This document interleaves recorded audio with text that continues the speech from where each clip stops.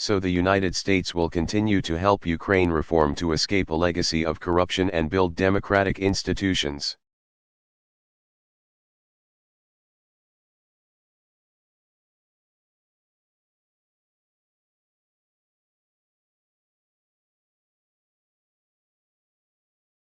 To grow its economy, and, like other European nations, diversify its energy sources.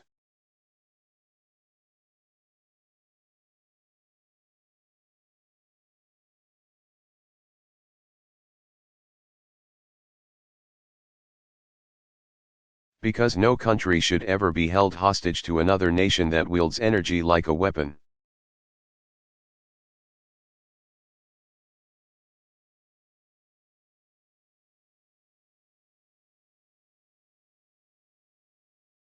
And this week, NATO must send an unmistakable message in support of Ukraine as well.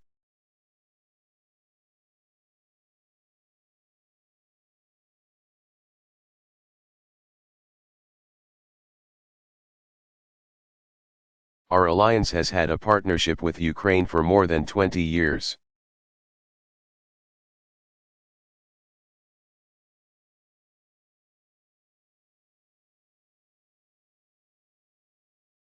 Ukrainian forces have served with distinction in NATO operations in the Balkans and Afghanistan.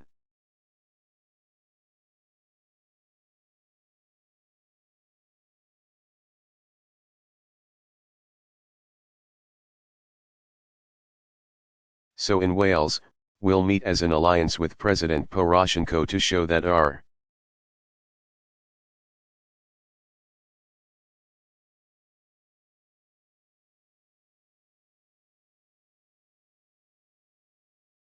"28 nations are united in support of Ukraine's sovereignty and right to defend its territory."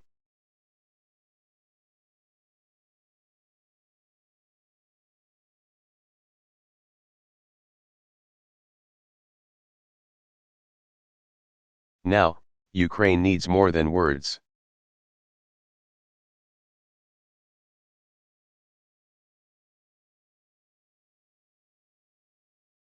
NATO needs to make concrete commitments to help Ukraine modernize and strengthen its security forces.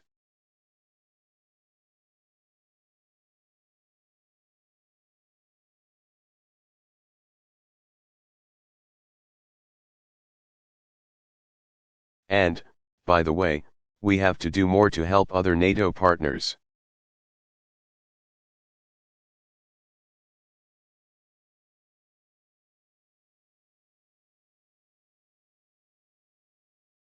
Including Georgia and Moldova, strengthen their defenses as well.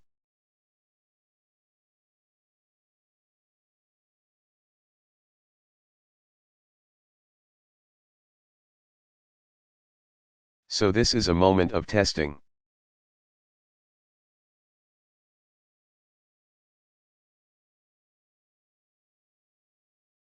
The actions of the separatists in Ukraine and Russia evoke dark tactics from Europe's past that ought to be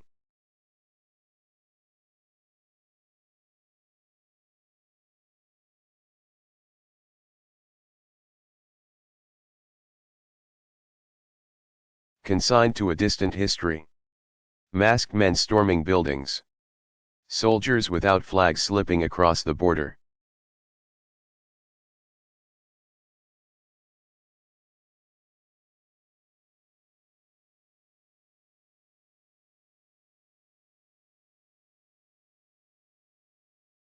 Violence sending families fleeing and killing thousands, including nearly 300 innocent men.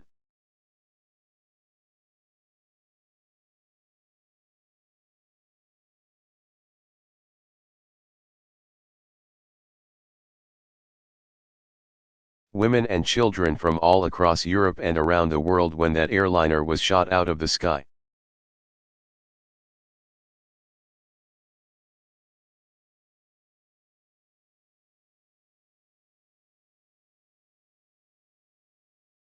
In the face of violence that seems intractable and suffering that is so senseless, it is easy to grow cynical.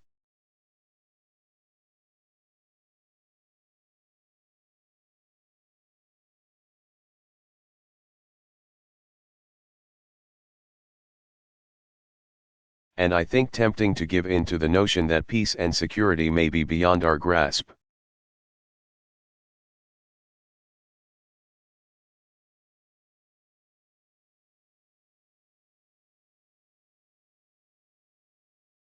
But I say to all of you here today, especially the young people, do not give in to that cynicism.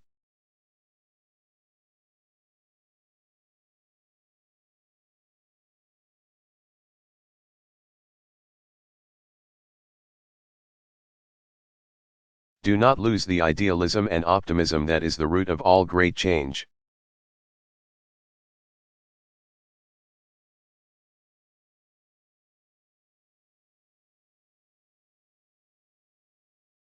You never gave up when the Red Army came in from the east, or when the Nazis came in from the west. You never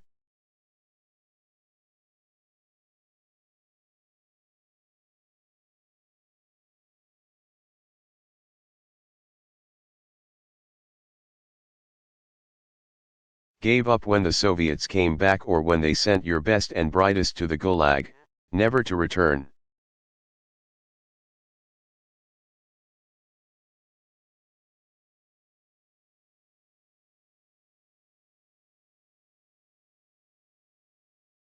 You never gave up through a long occupation that tried to break your spirit and crush your culture.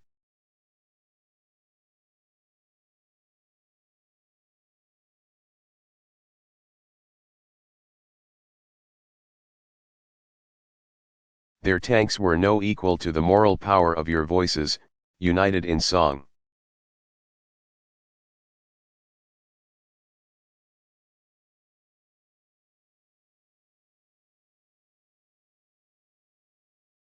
Their walls were no match for the strength of your people, united in that unbreakable chain.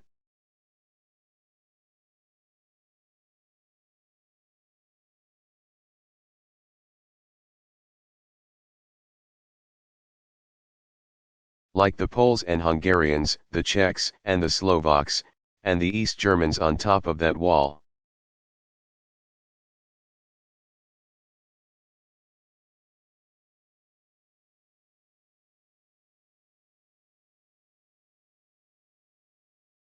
You were stronger and you always believed, one day, no matter what, we will win.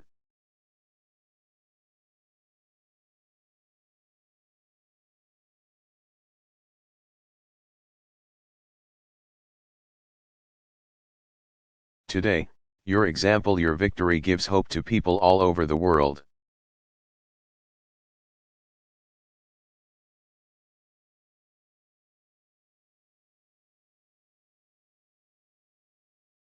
Yes, there will be setbacks and there will be frustrations.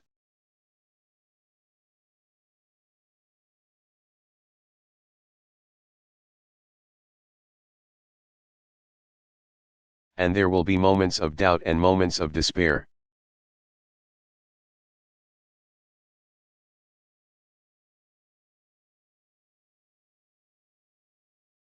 The currents of history ebb and flow, but over time they flow toward freedom, more people.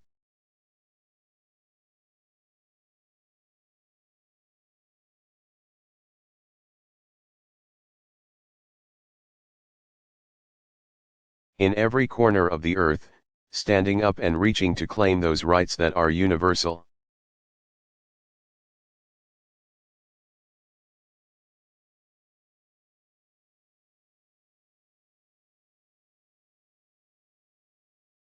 And that's why, in the end, our ideals are stronger.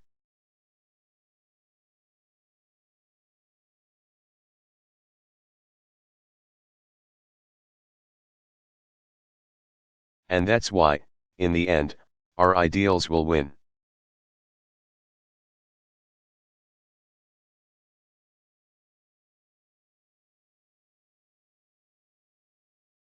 Dignity will win because every human being is born equal, with free will and inalienable rights.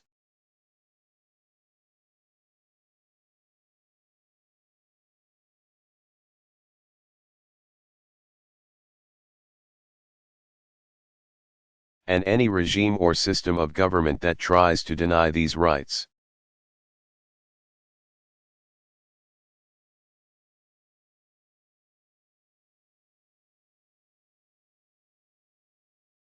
will ultimately fail, and countries that uphold them will only grow stronger.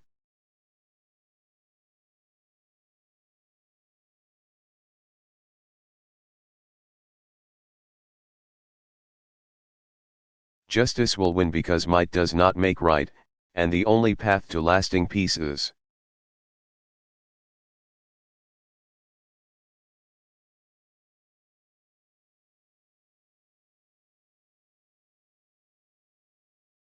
when people know that their dignity will be respected and that their rights will be upheld.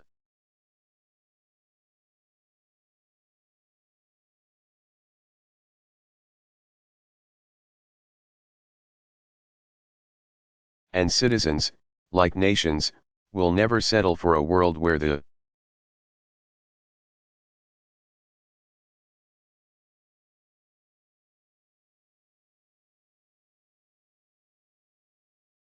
big are allowed to bully the small. Sooner or later, they fight back.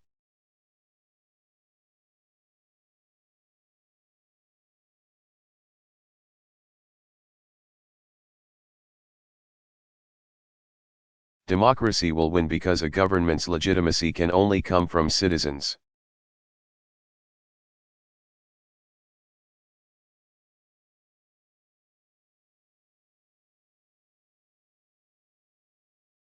Because in this age of information and empowerment, people want more control over their lives, not less, and because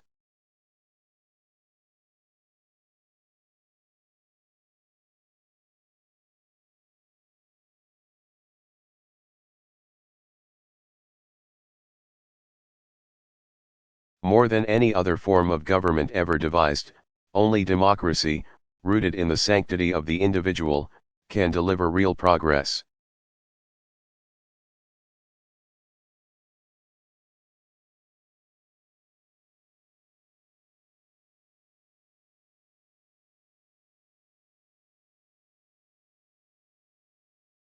And freedom will win not because it's inevitable, not because it is ordained.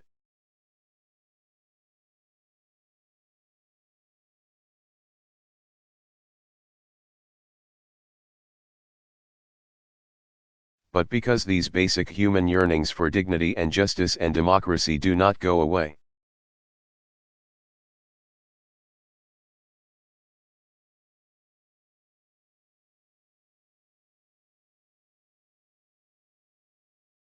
They can be suppressed. At times, they can be silenced.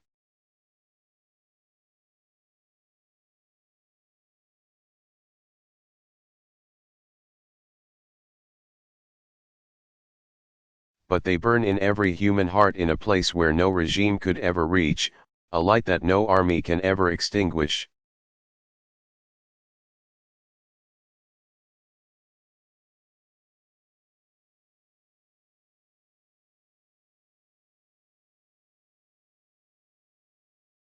And so long as free people summon the confidence and the courage and the will to defend the values that we cherish,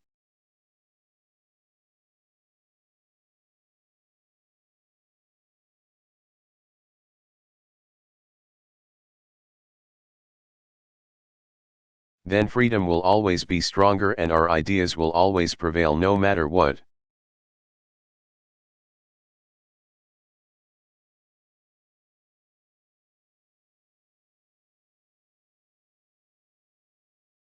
Thank you.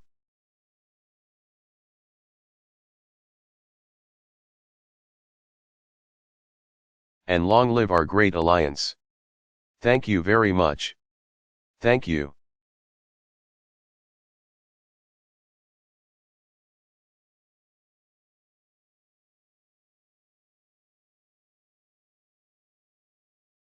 Barack Obama.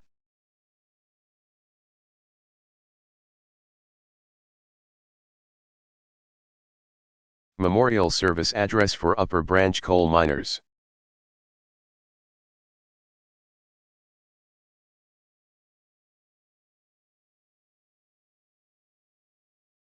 Delivered April 25, 2010, Beckley, West Virginia.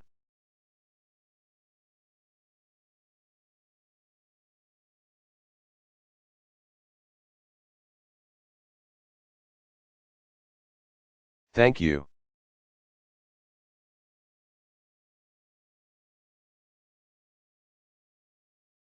Please be seated.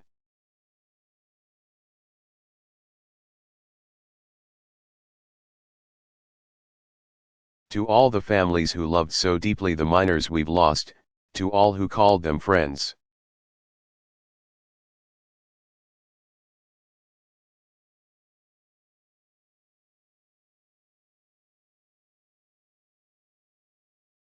Worked alongside them in the mines, or knew them as neighbors in Montcole and Naoma.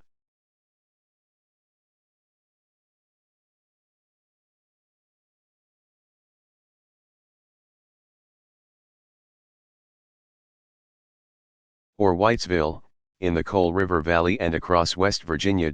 Let me.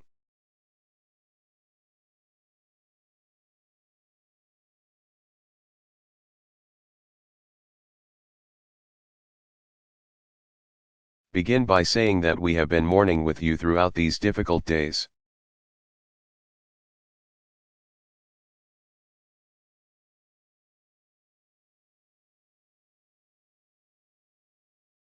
Our hearts have been aching with you.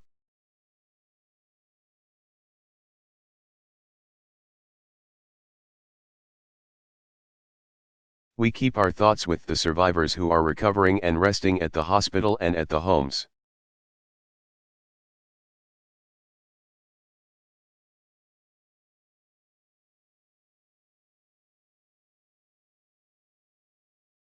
We're thankful for the rescue teams. But our hearts ache alongside you.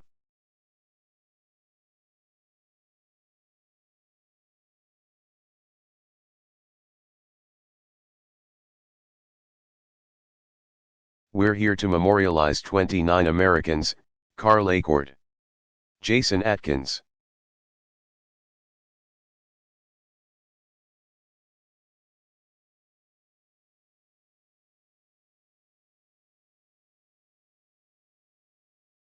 Christopher Bell, Gregory Stephen Brock, Kenneth Allen Chapman, Robert Clark, Charles Timothy Davis, Corey Davis,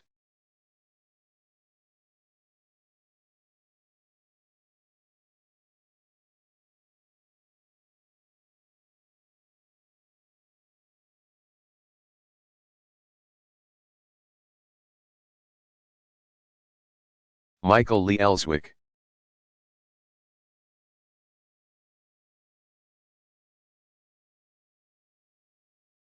William I Griffith, Stephen Harrah, Edward Dean Jones, Richard K. Lane, William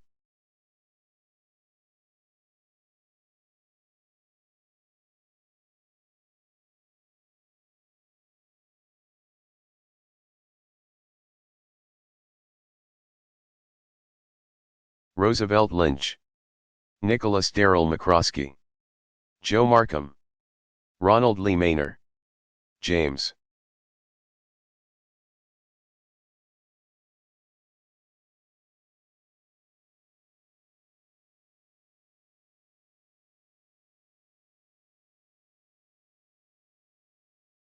E.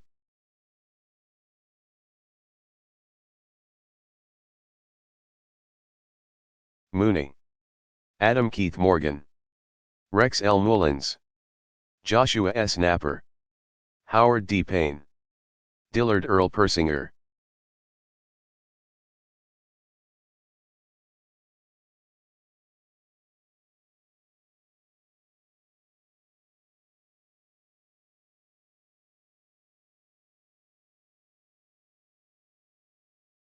Joel R. Price, Dawood Scott, Gary Quarles, Grover Dale Skeens, Benny Willingham, and Ricky Workman.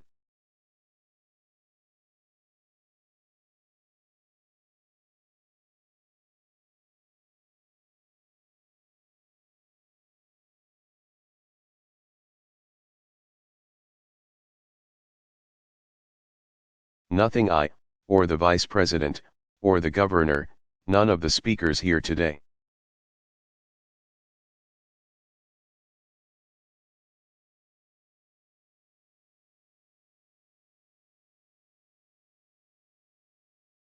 Nothing we say can fill the hole they leave in your hearts, or the absence that they leave in your lives.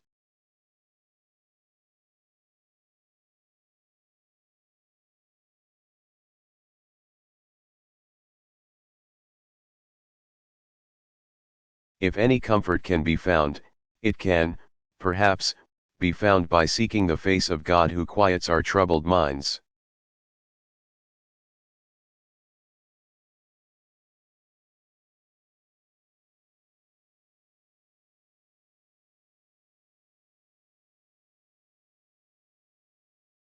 A God who mends our broken hearts, a God who eases our mourning souls.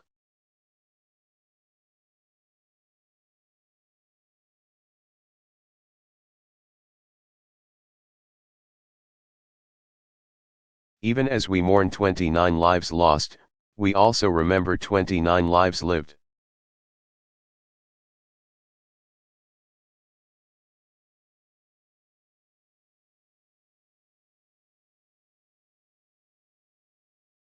Up at 4:30 a.m., 5 o'clock in the morning at the latest, they began their day, as they worked, in darkness.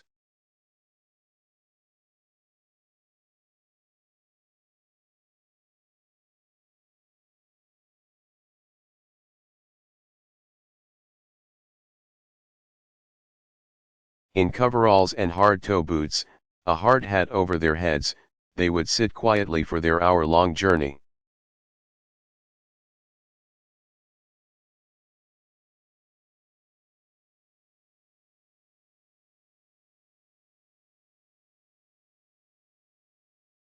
"5 miles into a mountain, the only light the lamp on their caps, or the glow from the mantrap they rode in.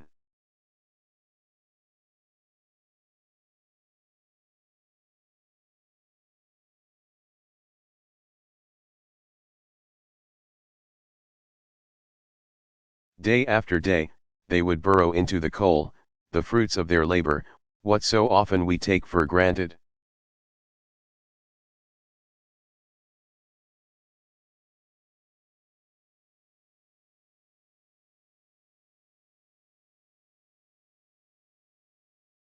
The electricity that lights up a convention center, that lights up our church or our home.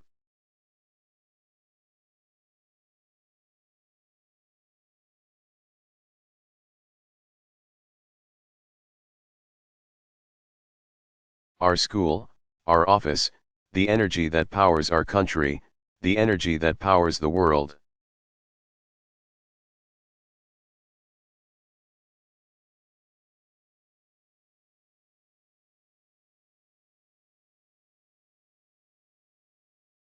And most days they'd emerge from the dark mine, squinting at the light.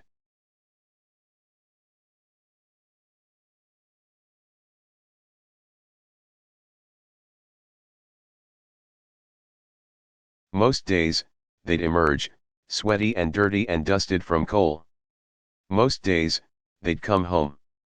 But not that day.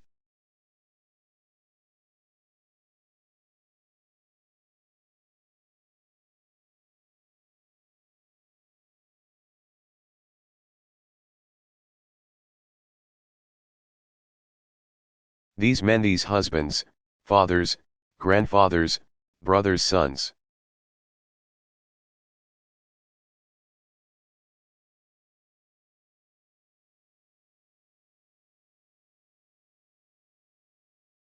Uncles, nephews, they did not take on their job unaware of the perils.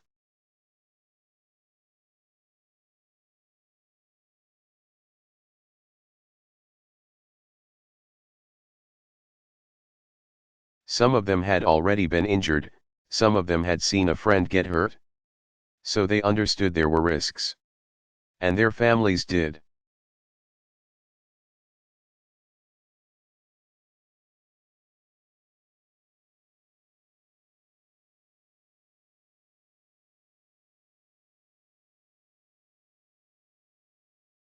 Too. They knew their kids would say a prayer at night before they left.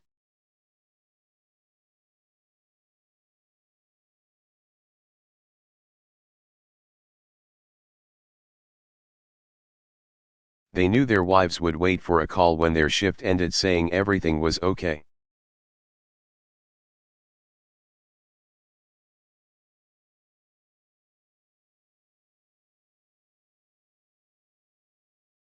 They knew their parents felt a pang of fear every time a breaking news alert came on, or the radio cut in.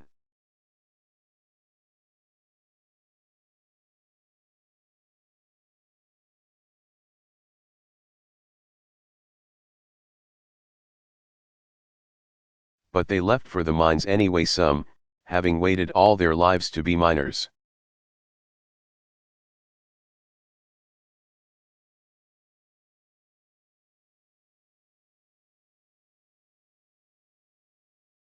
Having longed to follow in the footsteps of their fathers and their grandfathers.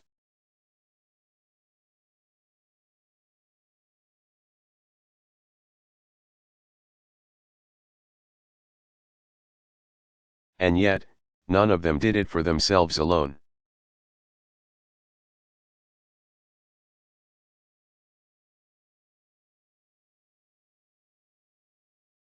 All that hard work, all that hardship, all the time spent underground, it was all for the families.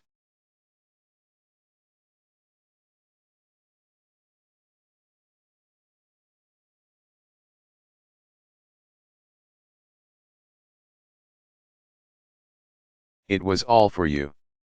For a car in the driveway, a roof overhead.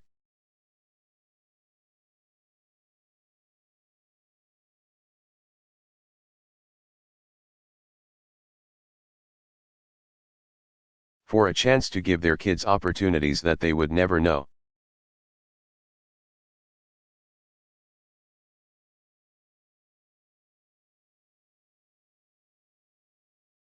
And enjoy retirement with their spouses.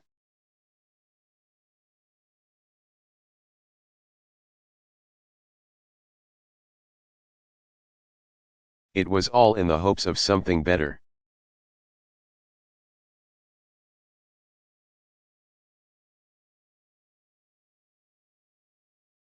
And so these miners lived as they died in pursuit of the American dream.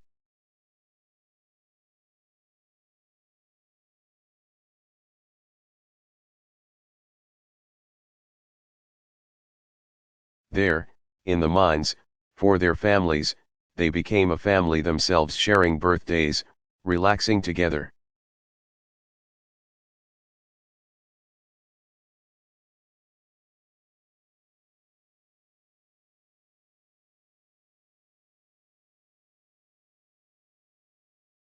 Watching mountaineers football or basketball together, spending days off together, hunting or fishing.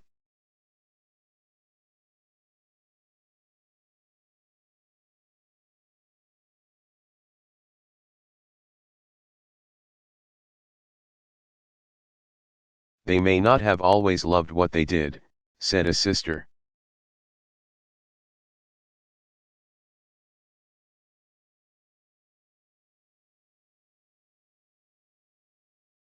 But they loved doing it together. They loved doing it as a family. They loved doing it as a community.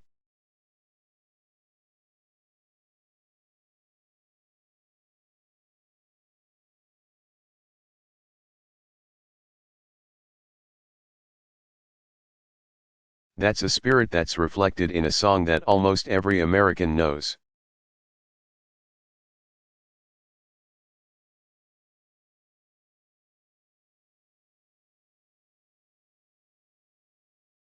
But it's a song most people, I think, would be surprised was actually written by a coal miner's son about this town.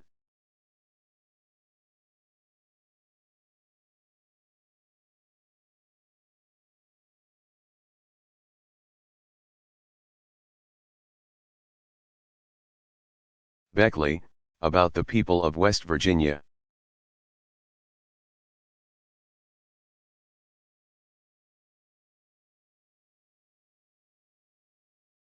It's the song, Lean on Me, an anthem of friendship, but also an anthem of community, of coming together.